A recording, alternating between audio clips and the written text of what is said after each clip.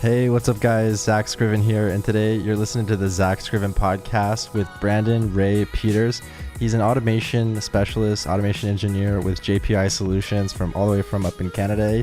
And we had a great conversation about, just the ins and outs of system integration, but also dove a little bit into social media, as well as some political topics about the nature of Canada. I think I brought up Jordan Peterson a little bit. It's a great podcast. You guys are going to love it. But first, I wanted to say thank you to our sponsor for Automation Month, which is 4.0 Solutions. Today's best-in-class product is best-in-class PLC IDE. That's Wonderlogix and their development studio. Now, what Wonderlogix gives you the power to be able to do is program PLCs using a drag-and-drop interface. As simple as that. It does other things as well too, like automatically document your code, being able to program one file and export to Siemens or Allen Bradley, among other things. So definitely check them out. I don't have a Wonderlogix hat, but I have something even better. It's a Wonderlogix affiliate link. So if you guys click that in below and you guys purchase the product within 180 days, so feel free to take your time in trying it out. But if you guys do purchase that product using our affiliate link, then it will help support the show. And so thank you 4.0 Solutions, thank you Wonderlogix, and thank you listeners. And thank you Brandon for being on the podcast. Anyways, enjoy the show. So why don't you tell us a little bit about your automation journey, man? Thank you for being on the podcast. Yeah, no worries. Thanks for having me. So originally I started off as instrument tech. Did my apprenticeship program and started to get into the love of automation and started to find things pretty interesting. So I started mentoring underneath a few. Can you turn the volume down on your side? I can hear myself. It's throwing me off. It shouldn't be echoing on this side because I'm wearing my headphones, but maybe it's my side. Here, just give me a second. How's that? Oh, that's way better. Okay. Yeah. So, anyways, I started working under several guys that were doing automation full time, and started to kind of take off from there, and got really interested in the whole automation scene, and really started to like how to make things work properly and control things myself and design my own systems. So it was really hard for me to find a full-time automation position, and I jumped between 3 different jobs trying to find the right one that would let me partake in all the activities and day-to-day automation work. So why do you say that it was why do you say that it was hard? It's I don't know, sometimes programmers hold I shouldn't say programmers, automation system integrators hold stuff pretty close to their chest around this area. So it's like they're always scared you're going to take their job or do something better than them, so they just kind of hold it close to their chest, sort of thing. So I ended up reaching out to Dustin, who ended up hiring me. But I reached out to Dustin at the time, and he didn't have the resources to bring me on with him. So he ended up forwarding me on to Dan Prinz, which is one of the owners of JPI Solutions now. And they ended up taking me on under their wing up in Grand Prairie, Alberta. And it's all in the past now, but been doing it full time for about a year and a half now. So okay, yeah. Wait, and so you said Dustin at doesn't Dustin work at JPI now too? Yeah. So Dustin Sims, Dan Prinz, and Brent Luther all are the 3 primary owners of JPI Solutions. So I work with all of them now, and we have about 9 guys full time working for us now. So. Okay, and how have you guys grown and scaled, up to like 10 employees? How's that process been? It's been really fast, actually. Me and Dan started working out of this basement in Grand Prairie for a while, and then moved into an office space. And around the same time, the guys in Calgary and in Olds moved into an office as well. So we grew pretty quick, I'd say. Within like 4 or 5 months, we had gained 5 guys. So it's been quite the journey, that's for sure. Now, what kind of projects are you guys working on? So primarily the guys out of Calgary are doing full implemented ClearSCADA, Schneider Electric ClearSCADA SCADA systems. And up in the northern area. I'm doing lots of like small scale RTU programming, SCADA programming, and big facility PLC programming. So like Allen Bradley Contrologix, PLC 5s, Slick 500s, all that sort of stuff. So Very cool. yeah. And so when I think of people on LinkedIn that do automation, why do you think it is that you oftentimes come to mind? I say that as little time I've been in the industry, I feel like I've adapted to it quite well, and I feel like if I'm not at the forefront of things and always trying to read into what's happening and what's going on, that I'm falling behind. It's always interesting to see what's going on and sharing the knowledge and hearing what people have to say, because it's better sharing than holding everything to yourself. Yeah, definitely. And you're always engaging in other people's posts, so I'm always seeing you in the comments. And whether it's automation or if it's content creation for speakers and all that sorts of stuff, like the daily queue, I watch all that stuff. Okay, that stuff's awesome. And yeah. So besides Dustin, what other automation influencers do you follow on LinkedIn? I follow Sean Terrell, actually, is a pretty good one. Yourself and Derek Stickle are my go-tos for sure. Yeah, I still got to get a podcast booked with Derek. He's so hard to get a hold of. He's always so busy. And everybody gives him such a hard time for it, but it's funny reading the comments on his posts lately. There's a lot of haters out there. Yeah. I'm not. I mean, it's part of his personal brand though, so he definitely likes it to be that way. That he's kind of a hard, he's a workaholic, hard worker, whatever you want to call it. Yeah, teach their own. Yeah, it's So what kind of like SCADA? You said you use Clear SCADA. What other SCADA packages have you used?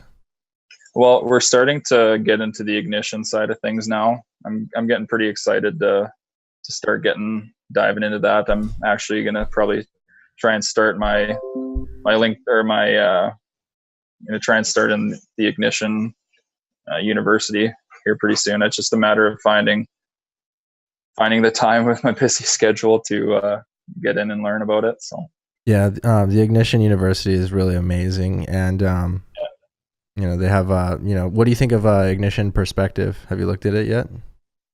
Not quite in depth, but Dustin's actually been building a base system that we're gonna try and implement in a few places, and kind of just diving in. Yeah, just kind of diving into it. Haven't really done much with it yet, but I'm looking forward to the challenge that it brings, and hear lots of good things about it, and how it works with certain functionalities. And like you've been watching yours and Walker's videos of the with auto building databases with MQQT data. So yeah, that's a really sick feature. Yeah, it is pretty cool. So what other technologies are you excited about that are changing automation? I'm really excited to see what comes in the world of the DCS stuff. That's kind of where I see myself in the future, is implementing big control systems and facilities and stuff like that, and really seeing where technology is going to take us, for whether it's communications or it's hardware, processing speeds, all that sort of stuff, to make process better and get data and analytics rolling and all that sorts of stuff. So okay. And how many years did you say you've been doing this? About 3 or 4 years? I've been doing instrumentation. Well, I don't know. That's another thing I was going to ask you, is what does it take to get into automation in the States? I know it's a little bit different up in Canada. I was going to ask you, how is automation different in Canada than America? So I had a little stint down in Texas for a couple of weeks with a company, and things didn't really work out, but things definitely seemed a lot more like fly by the edge of your seat, if you'd say. Yeah. But interesting. But I've never really worked with any good system integrators out of the States, so it's hard to it's kind of hard to really judge, I guess.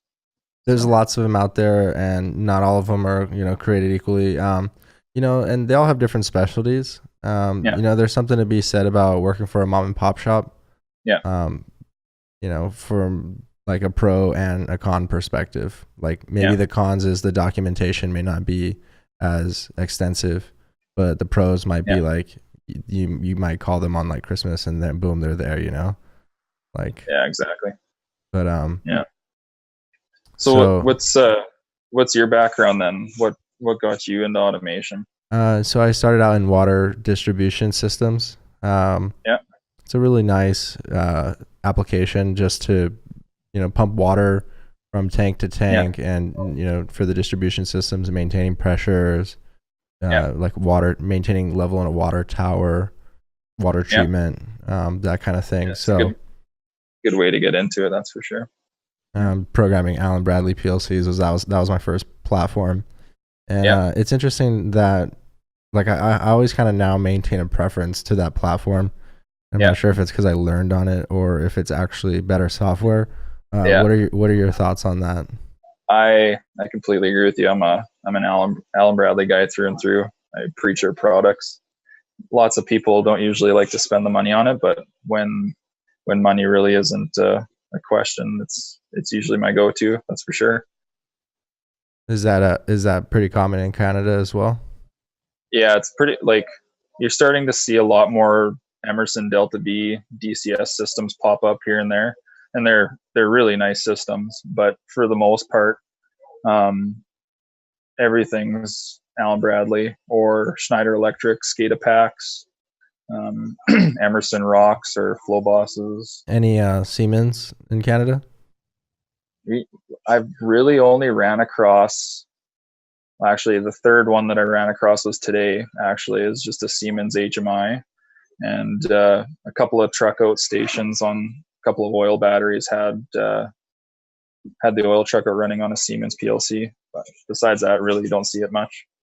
The S7 1200 is pretty sick. It's like a really low price point. Yeah. Like probably comparable to the Micrologix. Yeah. But you have the ability to program it with TIA Portal, which is kind of like the equivalent of Rockwell Studio 5000. Yeah. So you can still use licensing similar in price and everything too. Yeah. I'm not so sure about the price. I haven't bought it myself, but I imagine it's a few thousand. But the point being that you can use the function blocks and the data types and like things that you wouldn't necessarily have access to on the Micrologix. So you're pretty limited to some of the stuff that you do with the Micrologix stuff. I'm kind of starting to become a big fan of the Micro 800 series that Allen Bradley released, like the Micro 810s, 830s, and 850s. Right. And what's the benefit of that one? It's a price point thing. I mean, you're not getting the same hardware, of course, but like you're definitely a fraction of the cost. For example, like this morning I was at a little manufacturing plant, and they have a bunch of old Slick 500s or Slick 5s that they're looking to upgrade, and it would instead of upgrading like a compact Logix or a control Logix, you could upgrade to this for say $1,800 Canadian, and connected components, workbench. You can have the light version, which is free, but you don't get online edits with it, or you can run your Rockwell licensing and have full connectivity and online edit abilities. Connected components workbench? Yeah, I believe that's at version 11 right now. Okay, and what's that comparable to? Is it more like RS Logix 500, or is it like Studio? So the cool, it's kind of like it's like a new spin on Allen Bradley's. It almost looks like version 32 of Studio 5000. Okay. And you can actually add an expansion pack on that software when you download it to look like the Logix style ladder functions. So okay. Let's see. Yeah. It almost kind of looks like TIA Portal a little bit. Yeah. And Sean Tierney does a a pretty cool video on that expansion pack I was telling you about there. So it's like it gives you the same visual palette as the Logix style programming. Oh, very cool. Yeah. That's interesting. I have to look into that. Have you looked into the Logix Easy Rack PLC? No, not yet. Yeah, that one's a pretty good one. You know, with that, it's supporting MQTT Sparkplug natively, but the downside is, I think, well, the software is free, but I think it is limited in terms of, you know, it's just kind of got your basic ladder editor. Yeah. But I haven't really played around with that a whole lot either. So, what else is new up in Canada? Lots. We're gaining momentum and starting to do more projects here. Come start of March here, we had a couple of well pads that we're doing, and we just got on a new client for a new corporate SCADA system and upgrading all our old RTUs and potentially some of their facility stuff. So we'll be busy with that, and kind of jumping back a little bit here now. But this morning we were visiting a new manufacturing client that they reached out to us and asked us if we could come and do backups of all their logic programs and take backups of all their HMIs and everything, so that if they had mechanical failures or hardware failures, they had something to resolve to. And kind of how I was saying before, when everybody kind of holds everything close to their chest and doesn't like to teach you anything, every single program backup and device was locked out with the password. No way. So there's no way that we could access this client's backups off their PLCs, their HMIs. So they're in contacts with this guy now, and he doesn't want to give any of the programs up. So it's going to be interesting to see. Oh my gosh, dude! I have a very similar story. Yeah, but I don't know how people still operate like that. Like, it doesn't make any sense. It's funny. Like, I heard you and Walker kind of talking about it. Like, you should work together, not against each other. And obviously, like, if I do a job for someone and the client pays for the project, I'm not gonna withhold their. It's like holding their money back from them, essentially, because you built it for them. They paid you to develop it. Why should you? Why should you lock it out? Lock in for services like for eternity afterwards. Yeah, and like if you're good, you're good. If you're bad, you're bad. If somebody's gonna see that. Hold on, okay, I lost you there for a second. It's all good. What were you saying? I said if you're good, you're good, and if you're bad, you're bad. If people find out that you're not good at what you do, obviously they're going to try and find somebody else. And I feel like some people are always on the lookout for themselves, thinking that they're out to get them or whatever. It doesn't make sense to me, but that's pretty crazy. Yeah. So you know, how's JPI like growing? Like, is there you guys have core values or mission statement? Yeah, you bet. Right after I started, Dan and I kind of sat down for a 3-month evaluation and kind of figured out what we wanted to grow to within the next year and set 5-year goals and all that sorts of stuff. So it's definitely a good environment to be in. There's lots of opportunity for growth, and everybody's got your back. You win as a team and you lose as a team around here. It's pretty special place to work at, that's for sure. So I know Dustin has a really nice blog where he's talking about a lot of clear SCADA stuff. Is there any strategy or thoughts behind getting more video content out for 2019 JPI Solutions? Yeah, me and Dustin have been really trying to figure out what we're going to do with. We're going to try and release some content with clear SCADA and some of the devices that we have in our test environment. We're going to try and I believe Dustin's trying to figure out a way to get data from MQTT off of a Contrologix or SCADA packs into clear SCADA and auto build database. Kind of like the same concept with Ignition, but there's a company that we work pretty closely with in Calgary, and they they built an application that runs MQTT Spark Plug B on a SCADA or Schneider Electric SCADA pack. So a little application that runs on it. And Oh, sick. Do you think they're gonna sell it or just use it exclusively? yeah, no, they sell it. It's Cymar Controls. It's called SCADA Suite. Oh, sick. It's a free download, I think, but you need licensing on the actual hardware for it to run the program. Have you heard of Chimera Systems? Yeah, they're a pretty well-known integrator out of Canada. I used to work with Kyle Chase. Chase? Yeah. Chimera, Kyle Chase. I don't know if I've met him before. I have him on LinkedIn. He develops a lot of modules, and he's their chief technical officer. That's he's a good person up in Canada. I got to get up to more places in Canada. I've only been to Toronto. Yeah, Toronto's not bad. It's a little bit too busy for me, but it's kind of like LA. It is. It's like the central busy hub of Canada. That and Vancouver. Vancouver's pretty crazy too. Yeah, I mean the weather's probably more like New York than LA, especially right now. Yeah, like where I am right now.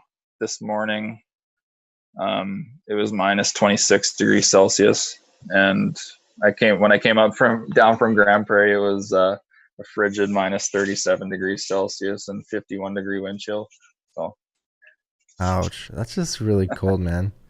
Yeah, it actually just snowed like down here in the valley. I live at there's a big mountain range down in Southern California here, and it'll snow up at the tips of the mountains. There's still snow up there right now, but the snow came down all the way into the valley, like to people's houses and stuff. Oh, really? Yeah, which it's great. I mean, it's like a desert effectively is where we live, and so it's like snow in the desert. It happens about once every 10 years. So. Oh, really? That's kind of cool. Yeah, it's pretty crazy. So and you're in California then? Yep. Cool. It's pretty crazy because California, it's pretty it's like as far as a state goes, it's pretty liberal among the United States compared to like Texas or I guess it's kind of more like New York being very left leaning. Yeah. And I myself, I'm actually more like libertarian, more conservative. Yeah. But how can you beat the weather? It's like, oh yeah, no doubt. I wish. I mean, I'm wearing my Patagonia jacket right now because I'm in my studio's in the garage, and it's a little bit colder out here without the heat or the fire. But I mean, still, it's like above freezing. So yeah, your garage is definitely taking shape. I still remember watching your first podcast that you released. You got some nice pictures on the wall in there now, and it's I still got some more plans and stuff to do with it. So we'll see. It's always getting better, you know. Yeah. Cool. What podcast do you remember seeing? I believe it was the oh gosh, it's going way back now. I think it was the one where you're gonna have to edit the crap out of this now. I believe it was one of the first videos that you posted saying, go after your dreams, don't listen to what people got to say, just do you.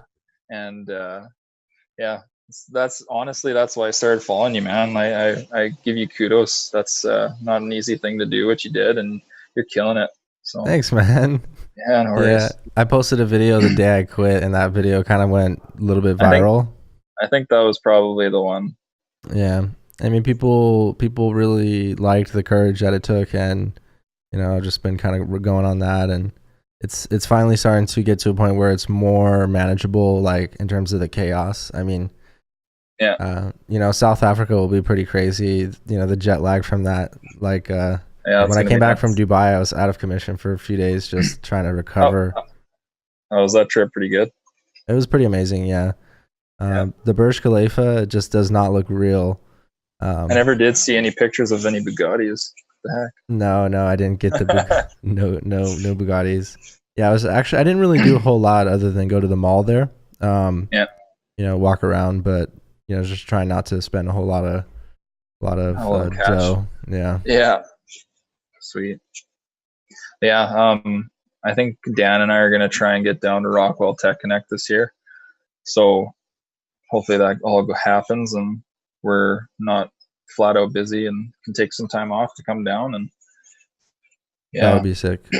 Yeah. Someone from Rockwell should send me a ticket for that. That'd be sweet. That'd be pretty sweet.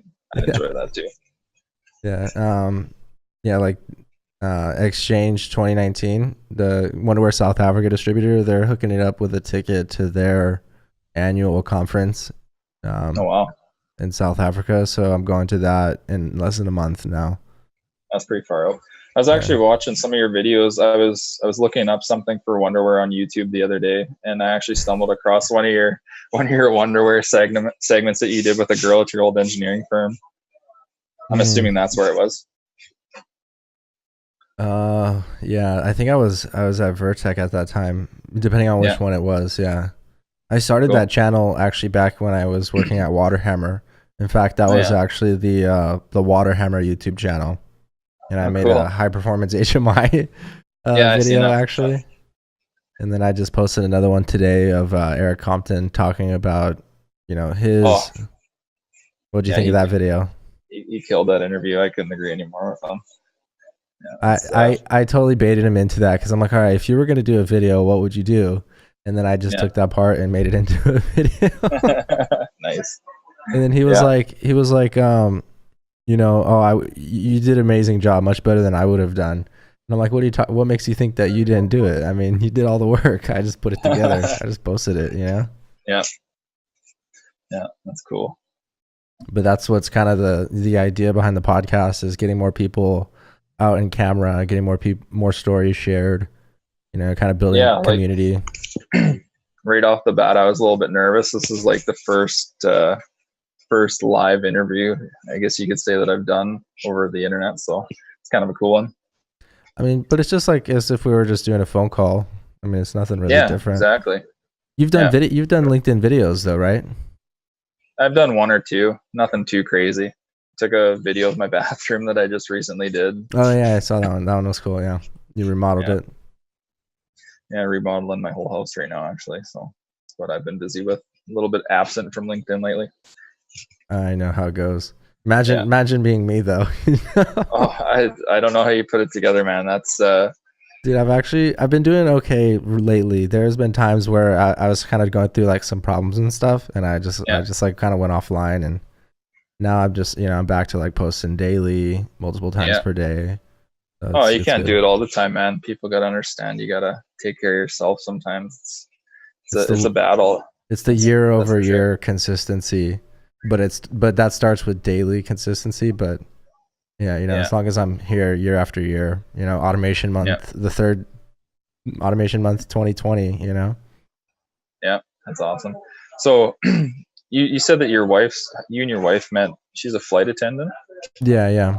So she's gone quite a bit too then, probably, hey? Yeah, she's gone right now. She's just on a 2-day, so she left this morning. She'll be back tomorrow. Zoe's in daycare right now. Yeah. So I'm just I was doing a lot of ignition programming today. On that Upwork contract that I started doing freelancing on Upwork, and got connected with this company, and have pretty much been working for them like almost full time. And we're doing an ignition edge, IIoT, MQTT kind of architecture. I'm actually rebuilding the edge application right now to kind of look more like a web app. Oh yeah, sweet. Yeah. So it was Marcus actually did a really good job developing the first round of it, and there's already like 20 machines out there running that application. Nice. But now we're building a web app because Perspective has not yet quite been out yet. So he spun up his own web server and loaded React, and now we've connected that to Ignition. Cool. So actually through the database actually. So now, and him and I are actually going to do a video about this, like using Perspective, like using the IDE that'll be interesting. Versus actually like coding the exact same thing, but on your own, and the pros and cons. And so the point is I'm making the actual Ignition Vision windows look like the web app. So it's pretty sick. That's pretty cool, man. Yeah, I'm looking forward to seeing that one. That's for sure. That'd be cool.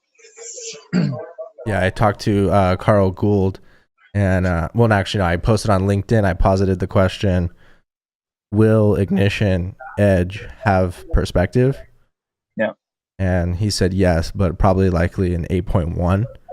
But it was funny because I've already installed perspective module on Ignition Edge 8.0 beta. Yeah. And it installs and it works fine. So yeah, it's maybe why wait? Maybe get them to give you a shout out and get you to start helping them out with that. I think the issue would come down to the licensing model. Yeah. But maybe they could have a one client license, because ideally the architecture that would be ideal is you'd have that edge. It's like a edge panel, like a Windows Compact Edition or whatever with edge on board, and they're loaded onto these machines and they're pumping out like one per week. It's a water treatment container for oil and gas, like frac jobs and stuff. So pumping out one of these a week. Has a Allen Bradley PLC Ignition Edge. So it has its own local application that it could run. But ideally, you could have it connect to the cloud, run the Cloud Central app, and then if that connection fails, then it runs locally. Yeah, that's pretty sweet, man. That's cool. And then then we have our own little web app, which is pretty cool. The biggest benefit I see to developing it yourself is that you have complete control over the source code, and then you also eliminate some of the like Ignition branding. So, for example, in between loading screens and stuff like that, and the gateway web page, it has all the Ignition logos and inductive logos. So when you have your own source code, when you build your own app, you have control of that. So that's pretty sweet. With this kind of being like a customer-facing, app that's going to sit out there on the web, we're looking at investing the time into actually making it, its own thing. That's cool. So yeah, but yeah, then I also I do actually want to do a lot of perspective development though. I want to do more perspective content, and hopefully they come out with how to develop perspective on Inductive University. That'd be cool. Be a really good thing to learn, for sure. Yeah, I'm currently trying to juggle a whole bunch of things right now between renovating my house, working, trying to get my journeyman electrical ticket, and work all in one. So it's been pretty hectic, and then juggle family all around that too. I got 2 little kids with one on the way, and so it's gonna be. Wow! Congrats, man. Yeah, thanks, buddy. So journeyman electrical ticket, what does it take to get that? Hours, work experience, wiring panels, troubleshooting VFDs, day-to-day stuff. Pretty much when you're doing automation, because you're working with all that stuff. You're working with the techs. You're helping the techs troubleshoot their equipment and fix it. So usually they're coming to you for answers for everything anyway. So it's kind of a good way to get your experience and get the schooling done and get some more certifications under your belt. Right. So you would be able to handle that electrical stuff yourself at that point? Yeah, you betcha. So like I'd be in Canada here. It's recognized as a, I guess, dual ticket. So you do your instrumentation, red seal, and you do your electrical, red seal, and you're certified as a dual ticketed tradesperson. Oh, that's pretty sick. Do you get a bill like 2 hours per hour? Yeah, I wish. Well, that'd be sick. Because otherwise you'd have to have 2 people there, right? I mean. Yeah, exactly. I mean, technically. 1.5 times. 1.5 times getting overtime all day long. So you guys, you said you do a lot of clear SCADA, and a lot of the content on Dustin's blog is clear SCADA. Is that kind of like a intended thing? Are you guys trying to market yourselves as a clear SCADA shop, or has that just been what's most common up there? Are you guys trying to like capitalize on that? Yeah, we're trying to get to the point where people notice JPI as clear SCADA integrators for like a SCADA system, right? So there's a few other companies that people go to for clear SCADA in Alberta, it seems, but it always seems to be between us and them. So we're trying to get on the forefront of that and be primary integrators. Who pretty are they? much what True North Automation.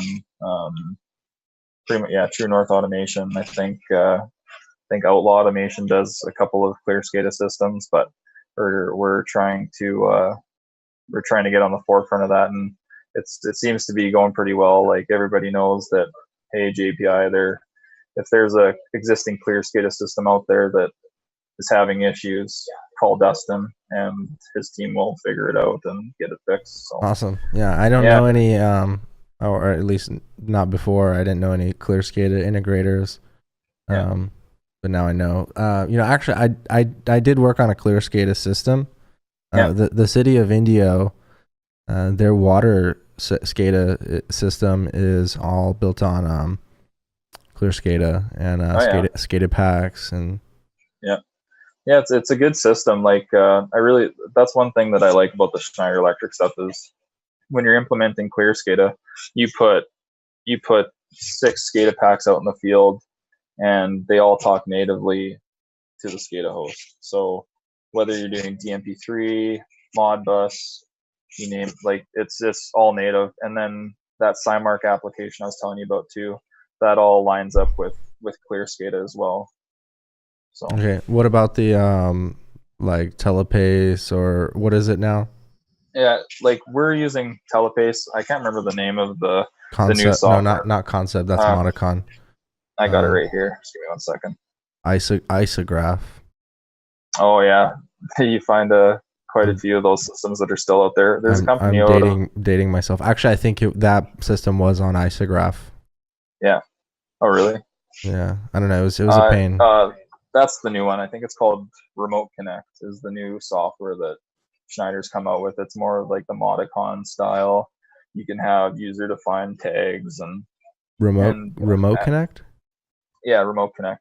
I was talking with actually Craig Scott on LinkedIn. He's a guy that works for Schneider Electric, and he's actually hooking us up with some test equipment to try and demo. It's the SCADA Pack 575. It's their newest and greatest. We got to get Craig on the podcast. Yeah. Craig Scott, you said? Yep.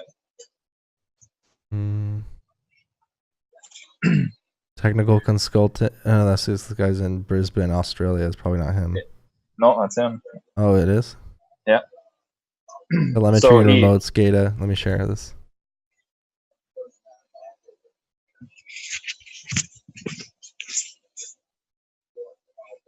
Can you see that? Let's see. Yep, that's the guy. Yeah, he was telling Dustin on that last post that he made there and said, hey, you should get the new SCADA pack up and rolling, and I said it'd be nice to get some test equipment to demo, and he sent me an email right off the bat and set something up with his people, and they're gonna try and send us a couple things to try out, and yeah, I'm pretty excited for it. The only thing I think that the SCADA Pack 570 or the 500 series is missing is built-in flow software. Oh, okay. I think that's something that comes. Yeah. So I did not know that because Telepace I was not a huge fan of. Yeah. The SCADA Pack in general, I'm gonna be honest, I've never actually really liked. I didn't like its aesthetic or its design. I mean, the Allen Bradley, I think they look a little bit better. I've kind of since been more open-minded about that because if you look at like PLCs like, I don't know, the Easy Rack, Easy Automation PLC, like it looks pretty plasticky and not very good, but it's actually a really good PLC. So really good PLC. I've kind of become more open-minded about not judging a PLC by its cover, but so that new software sounds like it's a game changer though. Yeah. And I've always heard that DMP3 and its benefits of backfilling the data, store and forward built in, port by exception, all that stuff. Yeah, do you think that means they won't go to MQTT then because it kind of competes with it, or are they open to that? You think? I think that they almost have too many dissimilarities, I guess you could say. I think that MQTT is going to thrive more than DMP3 just because of that open flow. It says, hey, I don't need to go out to you and you need to publish your data to me and I need to grab it, sort of thing. I think that it's like MQTT is still more free flowing than DMP3. Yeah, and plus Walker talks about it in every other video. Like it's still really great. Don't get me wrong, but okay, it's really easy to set up on the SCADA packs. That's for sure. If you get a chance to check it out, it's pretty good. Okay. I also have this Siemens IoT 2040 IoT gateway, and it's still new in box. I've been meaning to do something with it, but I've just been kind of busy with stuff. But someone called it an overpriced Raspberry Pi, but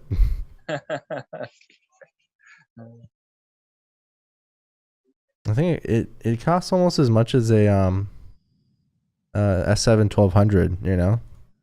Oh really? I don't know. I think it's around $300 or something, but Okay.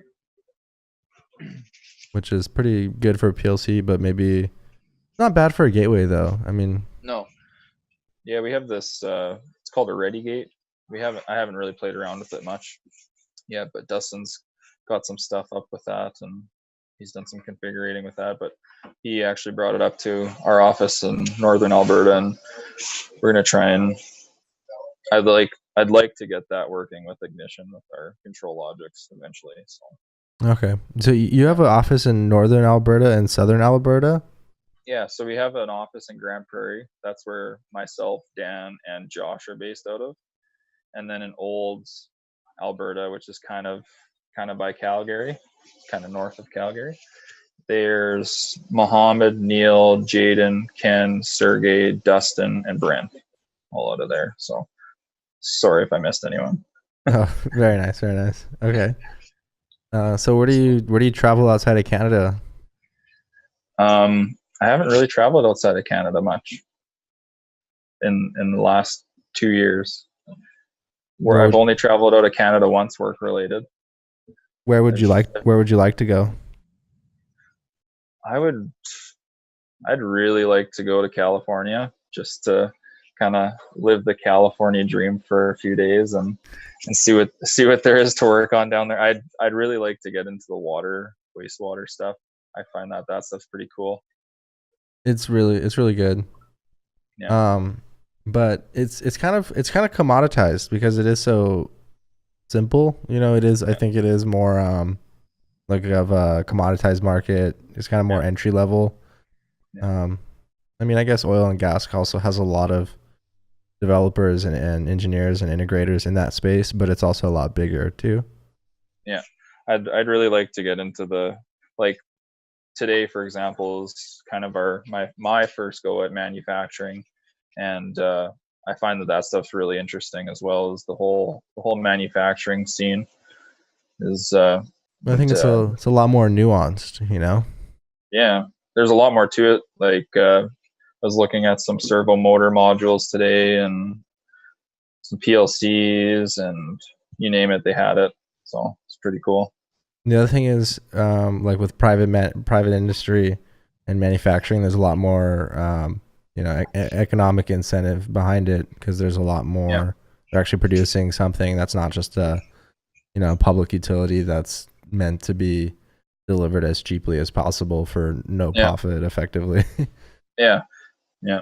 It's almost the opposite of that. It's to maintain the quality of a product and make something as good as you can and sell it for as much as you can, I guess. Man, you're going to get me started, man, because that was one of the things that I didn't like about water. Yeah. Now I'm going to tell you all the things I don't like about it. Now you say you want to go into it. Because, it was always generically, it was pretty much lowest bid. And so you would, you would lose a job, like a $500,000, $250,000 job off of like $1,000. Didn't matter. Oh my god. No, it's not like ubiquitously across the case. Certain districts had the ability, or at least had personnel that had the balls to go up and advocate for it, to Yeah. go in with special services agreements. And like City of Westminster, I know they picked their system integrator, and the cost was like, I think 40% more. Yeah. But they so effectively, but City of Westminster also has a really nice city, so it shows up in the quality of all their services. Yeah. Yeah, you get what you pay for. It's a big thing, that's for sure. That was when kind of the oil and gas downturn happened in Canada, everywhere, I guess. I was affected directly with it, and I was reduced pay by like $15 an hour, and ouch, to make your way back and to have your company bid projects successfully, it was really hard. Like it was cutthroat. There was people that were underbidding people like $20 an hour for their labor, and then like $20,000 on a job just to keep busy, not even making money on jobs. So it was it's pretty crazy. Yeah, that's tough, man. That's real tough. But I mean, the black gold money, I mean, there's nothing like it. Like, oh no, it's like pretty insane. When it's busy, it's really good. Actually, it's still really good now. But I mean, technically, the work I'm doing right now is indirectly, those water treatment systems are servicing the oil and gas, upstream, like the fracking and stuff like that. Yeah. I think maybe also afterwards, like the saltwater disposals and oil separations, and I learned a lot about that industry. And there's like two sides. There's two sides to that story, definitely. There's the one side of like the green energy and Elon Musk and renewables, and then there's the other side that like we finally had a control over the global oil supply. We have domestic energy, domestic jobs that obviously we're benefiting from. So there's got to be a combination, a harmony between those two systems. Up in Canada here, we don't really thrive that much over with our current ruling in the country. Things seem to go by a little bit slower, and we have some of the greatest automation systems in the world in Canada, and withhold some of the highest standards in automation systems, and still can't seem to get our resources to a buying market without spending too much money. Everything's either railroad trucked out or down to Hardisty and then down to Chicago.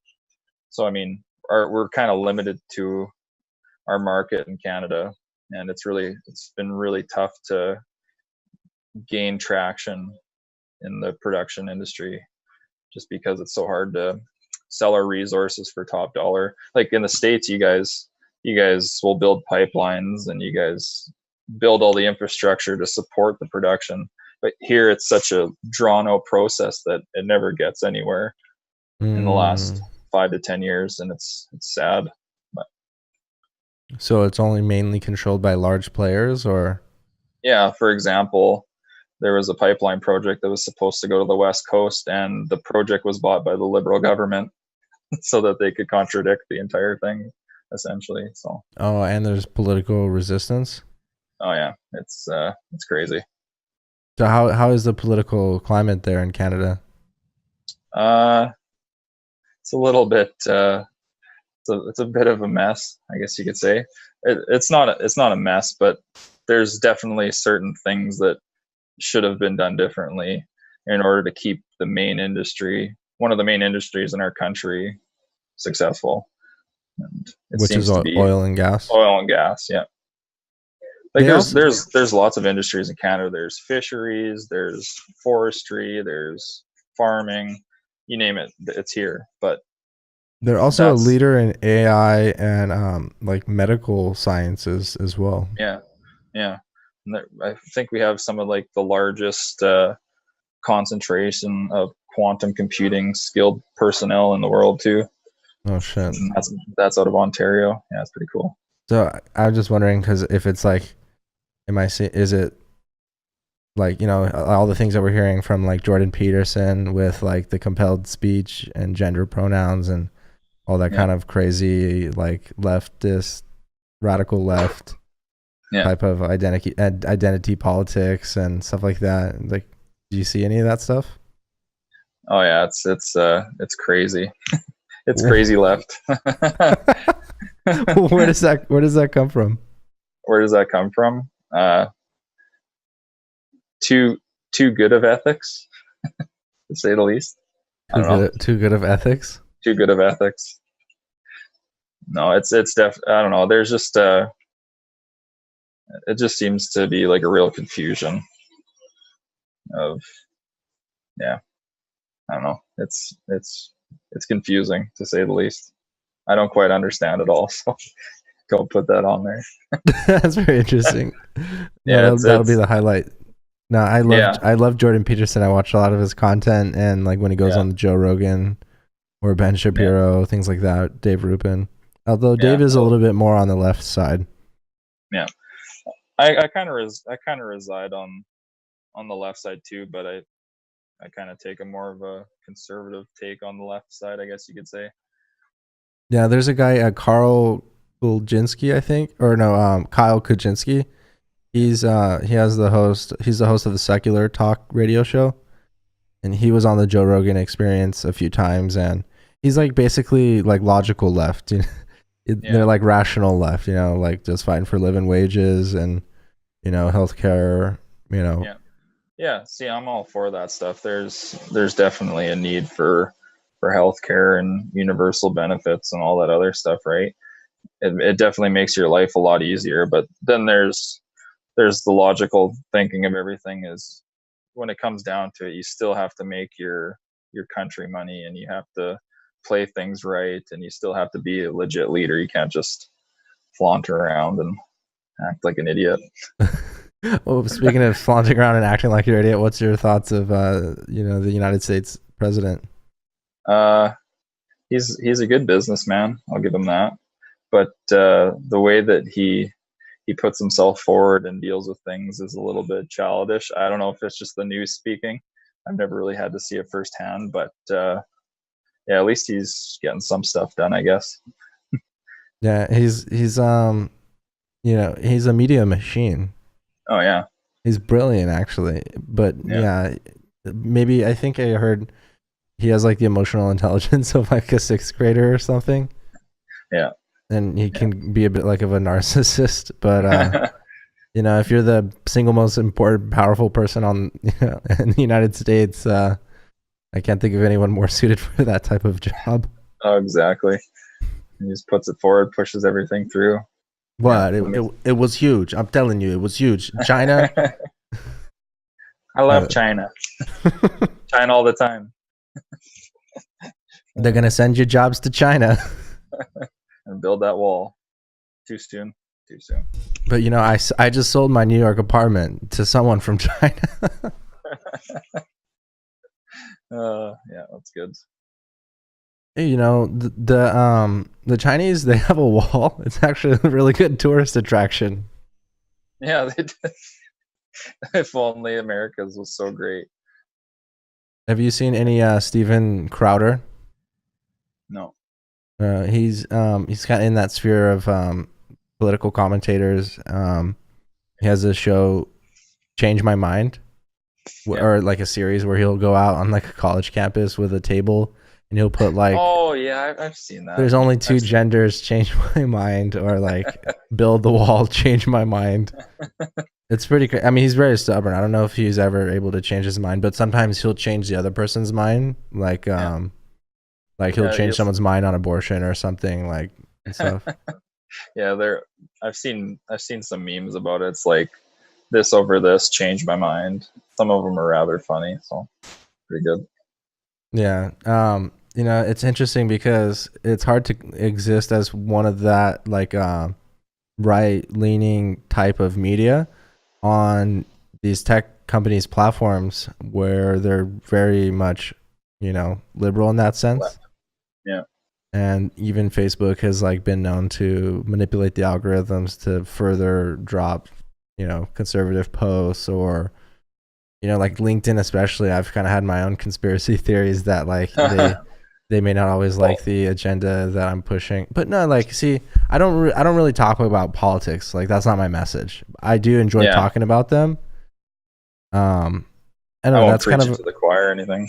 yeah. I mean, that's kind of a reflection of though. That's the type of content that I enjoy and consume. So you are what you consume. You know.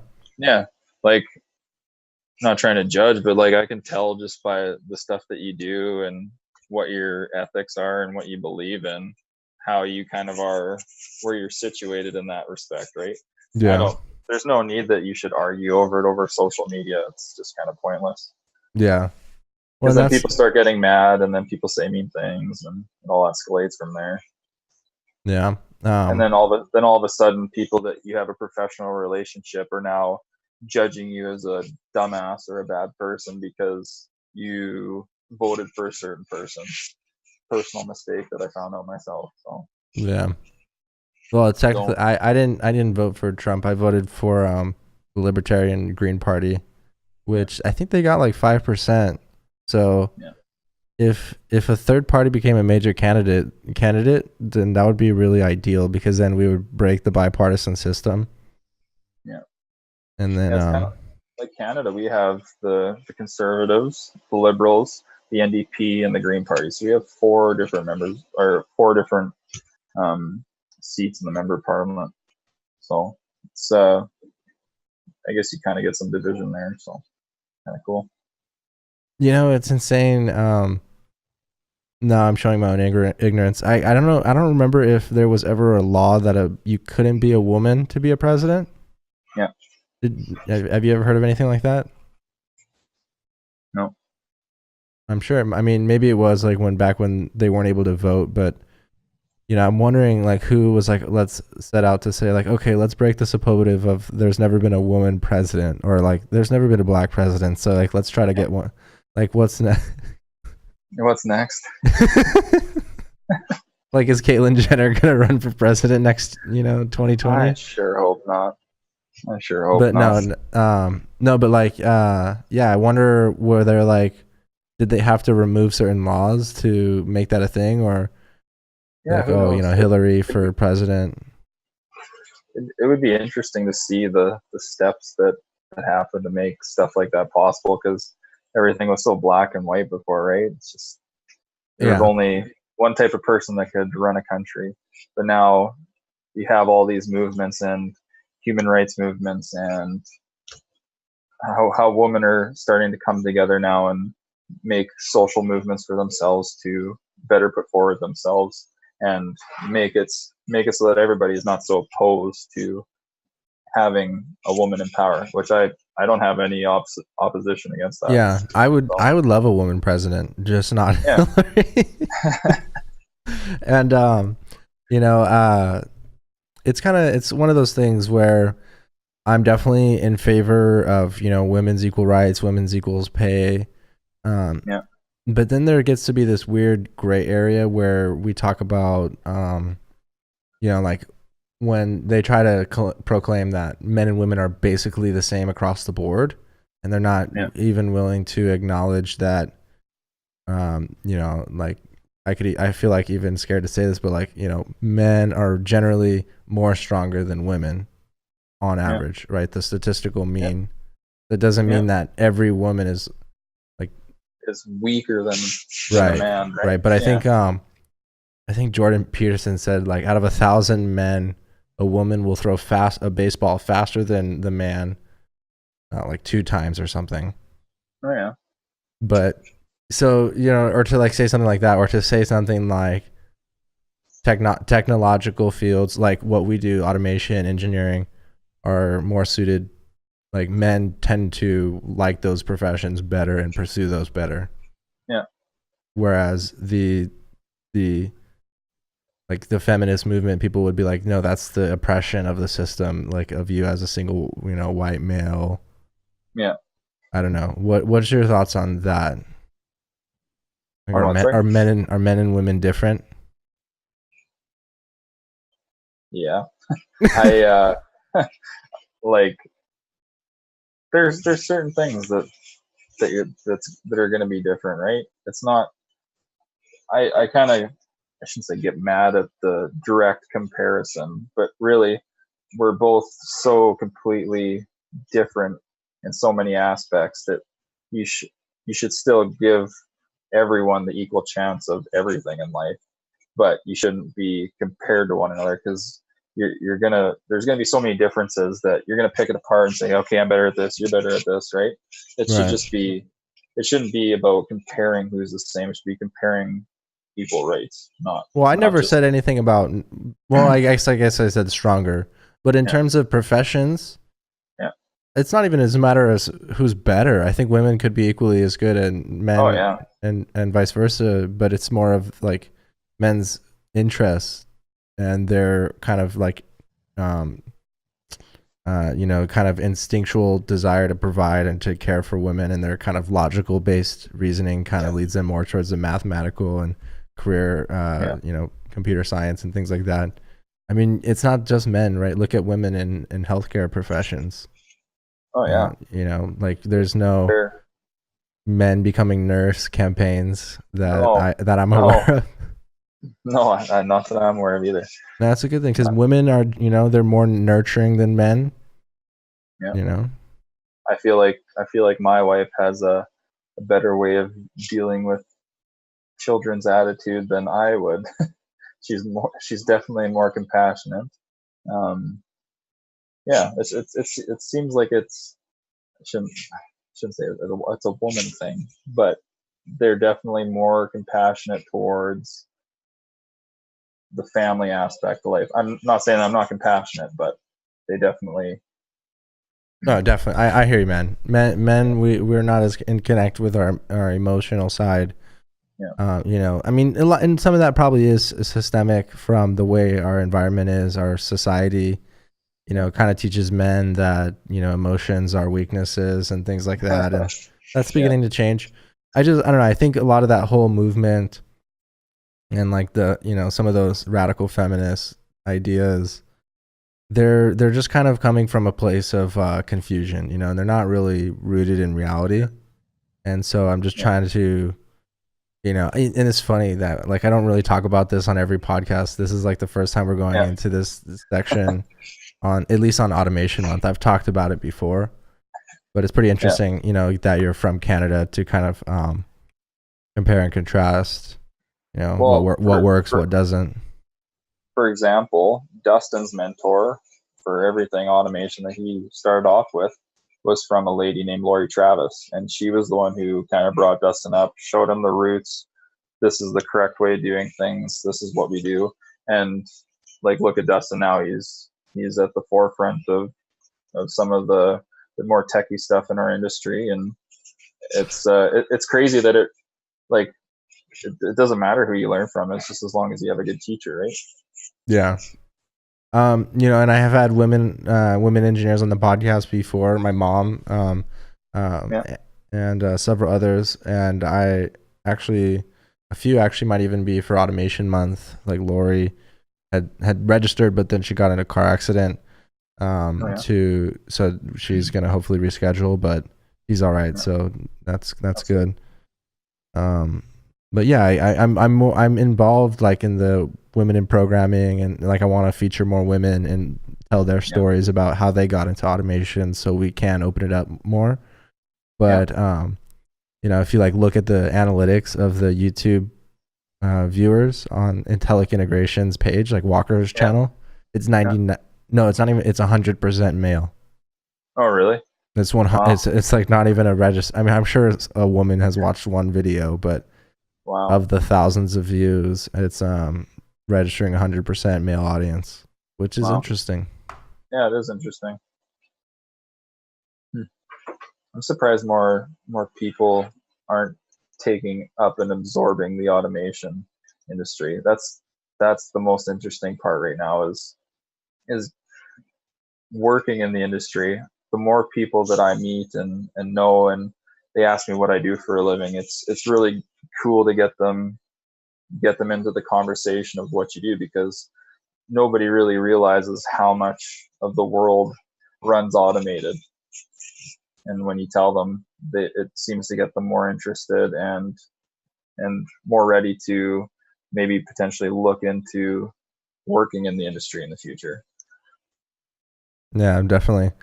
Um, I'll take that back though, because there was a woman who reached out to Walker, who found him through his YouTube channel. She was looking for searching integrator for Industry 4.0 system integrator, and that's and then she watched some of his content, got a feel for his kind of message and vibe, and she wanted him to speak at ThingWorks 2020 from like the PTC conference. Yeah. So that would be really sick if Walker was able to do that. Yeah. No doubt. But yeah, he would definitely crush it. He's really good at delivering a message, and he's very passionate about it. That's why his content just does so well.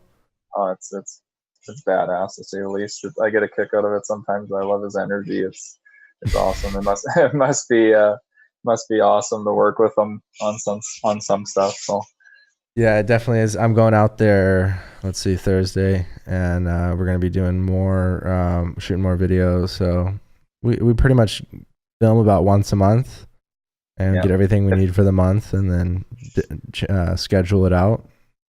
I should send you guys a Minnesota Vikings jersey to wear instead of that Golden State jersey.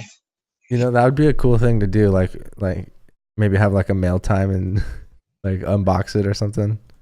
Yeah, automation mail unboxing. You send each other. Oh, that'd be kind of cool.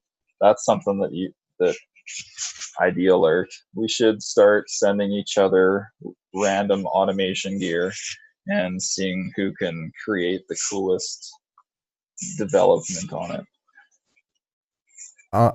I'm down, and we should also do that open source library consortium project that Dustin was talking about. That post got a lot of traffic, and actually we had a few people that work in the industry in Alberta reach out to us and say, hey, your guys' presence on LinkedIn has really kind of accelerated what people think about you guys. And they're like, wow, that's Justin. Me and Dustin. Oh, you go on. Anyways, Dan isn't on LinkedIn as much. He's kind of trying to start to get into it like me and Dustin. And he said that he had an old colleague of his that reached out and said that our presence on LinkedIn is really interesting, and people like seeing the stuff that we share and all that sort of stuff too. So that's pretty cool, seeing that people are actually reaching out to us saying that they recognize us when they see us talking on LinkedIn. So it's pretty cool. That's awesome, man. You're gonna have to teach me. I haven't gotten any business off LinkedIn.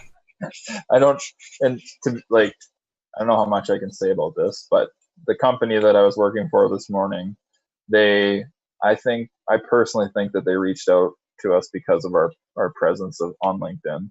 I think that somebody in Toronto, where they're based out of, seen us and reached out. So sick, man. Yeah, Justin Dean, I was gonna say, he was telling me the same thing. That LinkedIn has kind of been a big thing for them at CSC Icon, and Paul Thurman. Also, obviously, Walker has gotten a lot of opportunities from it, myself included. More so, obviously not. Well, actually, no. Like the Upwork contract that I'm currently doing, the guy who hired me saw one of my videos on YouTube about me connecting Ignition to like Node.js, and because that's kind of what he was trying to do, is build his own web app. So he saw that I was an experienced Ignition developer. So it drove the traffic to Upwork, and then that's how I got that. So that's pretty cool. Yeah, but then more so like on terms of sponsorship, events, tickets, and traveling opportunities. That's all like from LinkedIn. That's wild, man. It's crazy. So yeah, it's been pretty good. I gotta read Building a Story Brand. I've heard is a good book. Yeah. But basically, I think that's kind of what I'm doing, is building a story brand, around my adventures, around, the concept. It's really, it was almost kind of like an experiment, like to test and see what LinkedIn could do in terms of business and automation. And, like, I'm super stoked that you guys are seeing good success from it as well, because that Yeah. proves that our theory was correct. Oh yeah, I think it's definitely one of the most powerful forms of social media, and it's definitely gaining a lot of traction for sure. And lots of people are starting to recognize that it works. I think I'm going to try and for this year, I'm going to try and focus a lot on trying to put out some content and start blogging with Dustin, and really trying to push our brand some more, and Dope, man. showing people what we do. So. Yeah, and imagine when you start posting more video content on a consistent basis. Yeah, I think it'll be pretty sweet. Because I've already mostly it's just blogs, articles, and posts and images that you guys have been posting. Just a video here and there. Nothing really crazy, to be honest with you. And like over the last 2 months, I've probably gained like 700 followers on LinkedIn just because I've started to share content or interact with people or post certain hashtags on a video or a picture, right? And it gets people interacting, and they reach out and connect with you. It's pretty cool. So. No, man, I'm really excited about this course that I'm launching for helping people crush it on LinkedIn video. Yeah, I was watching your live video the other day on YouTube. I just happened to be sitting on the couch, and it's like Zack Scriven's is live on YouTube. Oh, sick. Sweet. Dude, I didn't realize the connection was so shitty because I was like, I moved my router, and so now it's not good Wi-Fi connection in the backyard. But I posted a raw take of like the very first intro video that I recorded for the course, and posted that. That got viewed over 5,000 times, and people are already asking me about details of like how they can pick up the course. So by the time this airs, it'll be out, so I'll link it below. But it's actually going to be crushlinkedinvideo.com. So I'm plugging that. This podcast is self-sponsored by my LinkedIn video course. Nice. What's the most views that you've had on your LinkedIn posts, I guess? By the way, this podcast may or may not be sponsored by other sponsors, but I'm still working on that.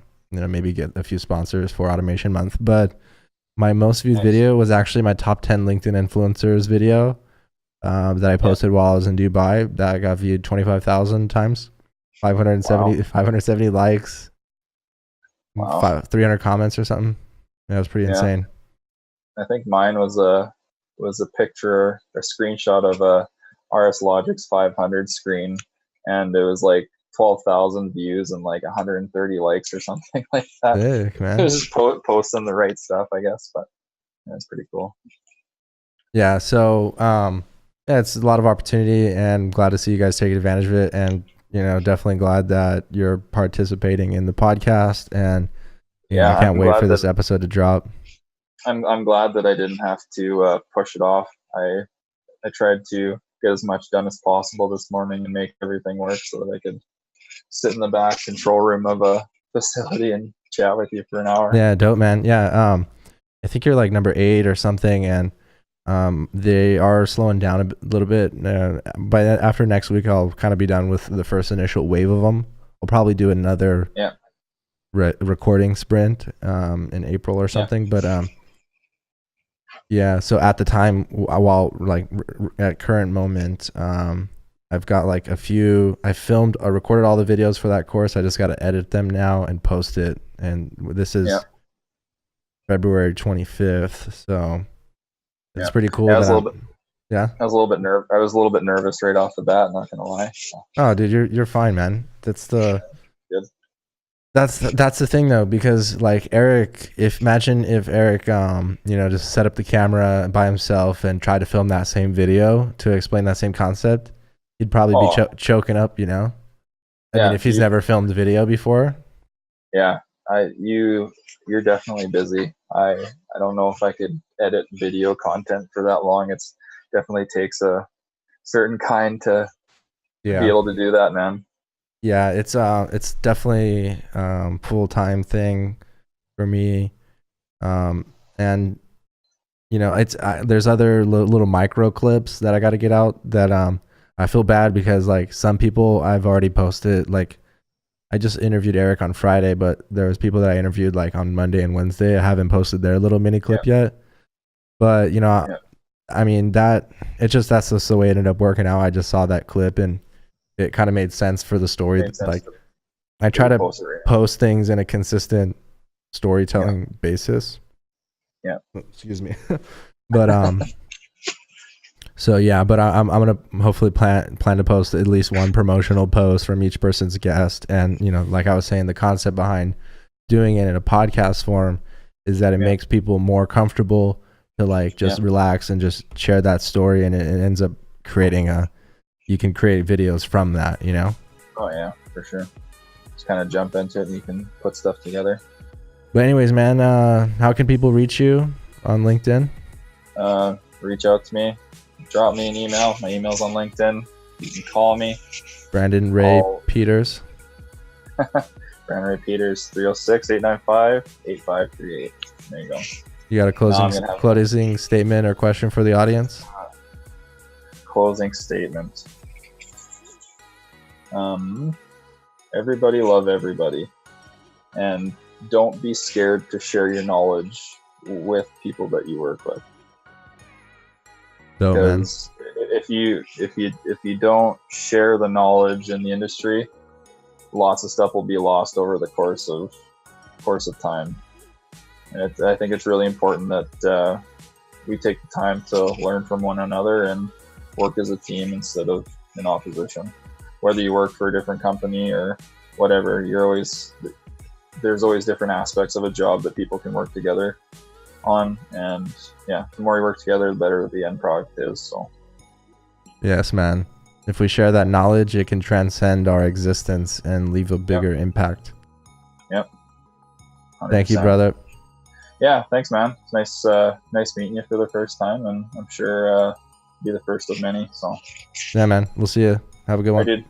Peace.